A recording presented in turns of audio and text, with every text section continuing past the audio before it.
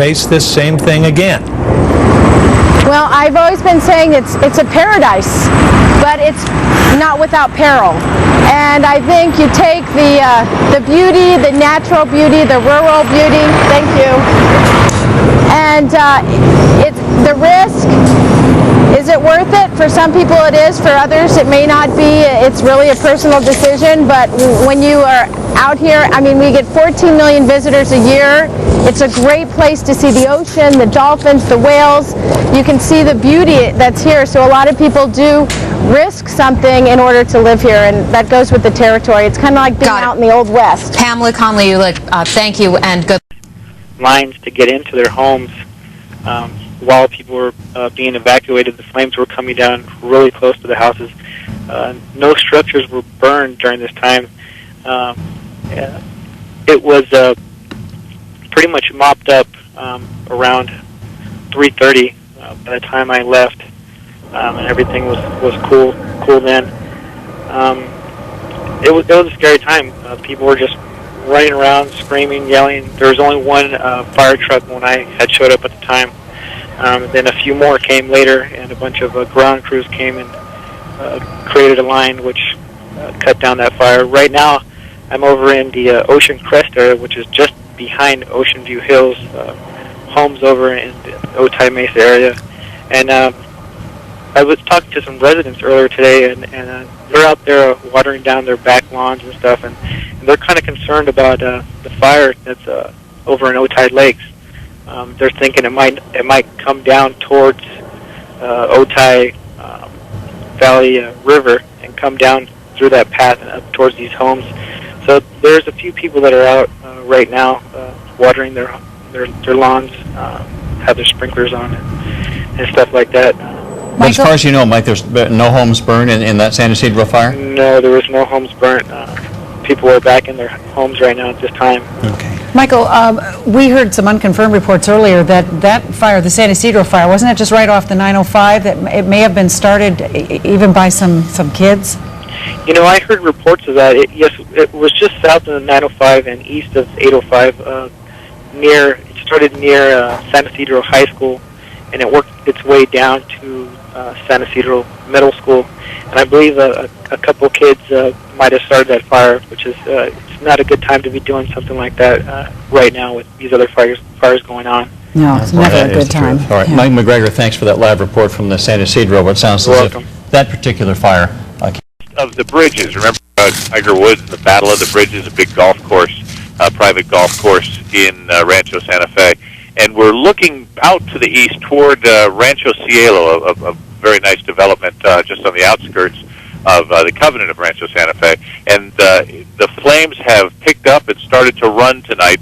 And the troubling aspect is there's a very deep canyon that runs just through this area that if the fire gets into there, there's more of a chimney effect, and it could race toward Olivenheim, and because the canyons are so full of oak trees and eucalyptus trees and just much more verdant area that burns a lot more quickly and hotter. The winds, again, have picked up, whether it's just what we call a sundowner wind that will die down once the sun is fully set for a while, or if this is just the beginning of the evening Santa Ana winds, which are predicted to pick up during the night tonight.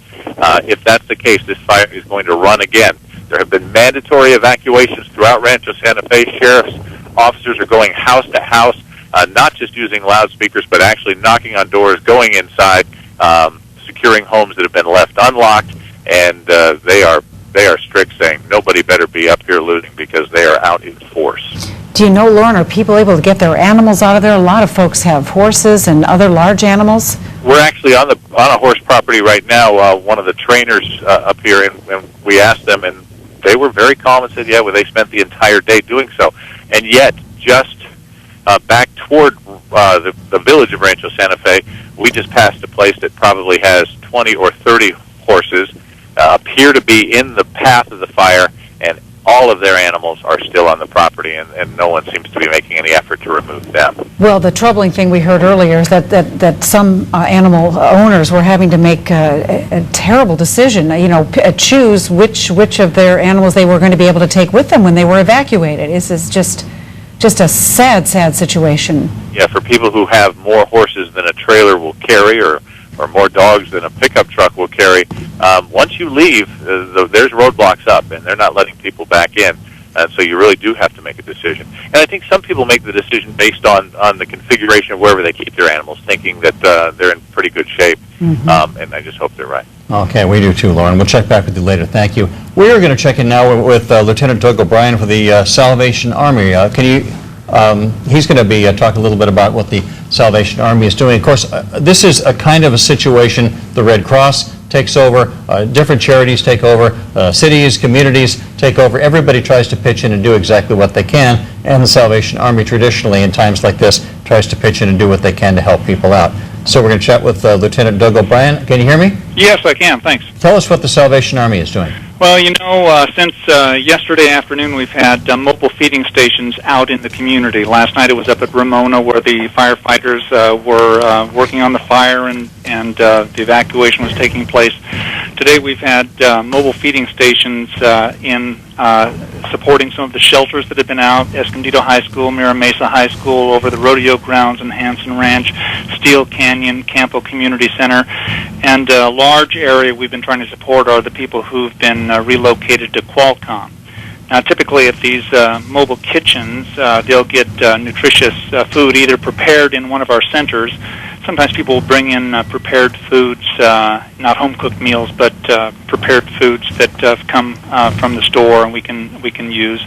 But you can also, I was at Qualcomm just a few minutes ago, and a lady had asthma, and she was looking for a mask to keep some of the impurities out of the air from getting in her body, and we had masks we could give her. Well, we try to make these centers places what they need for the moment, and that's what we're doing now, and that's what we'll be doing for the next couple of days. Lieutenant O'Brien, we know the Army is faithful in meeting people's needs at so many levels, but when this is all over, some of the folks that you've been feeding are now not going to have a place in which to live. I know you deal with folks at an emotional level, at a spiritual level. Is there any aftercare that's going to be available through the Army? Well, that's a good question. One of the interesting, ironic things for us was that after the last major fires we had, the Salvation Army partnered with a number of agencies in the community and actually took the lead in the home rebuilding projects in East County. What's ironic and tragic is just 2 months ago, we finished the final home rebuild in East County, and now it seems like we're just going through it all over again. You talk about taking these mobile kitchens around to various different places where it's needed. Qualcomm Stadium, you've got thousands of people there. That's a pretty massive undertaking for a mobile kitchen, isn't it? Well, it is, and our kitchens are big vehicles, so you can, like a big shield on it, it can attract attention.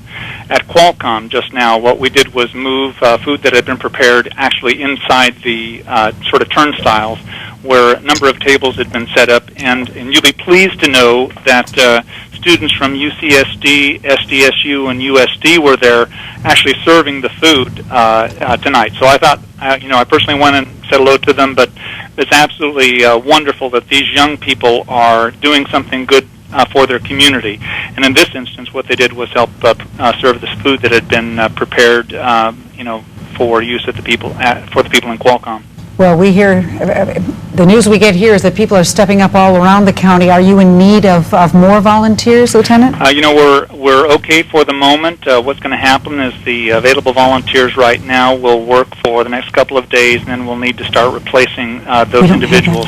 But we do a heavy training program, and we hope that both with the people who've been trained as volunteers in the area and people who will recruit from outside the area, we'll be able to manage this emergency in good form.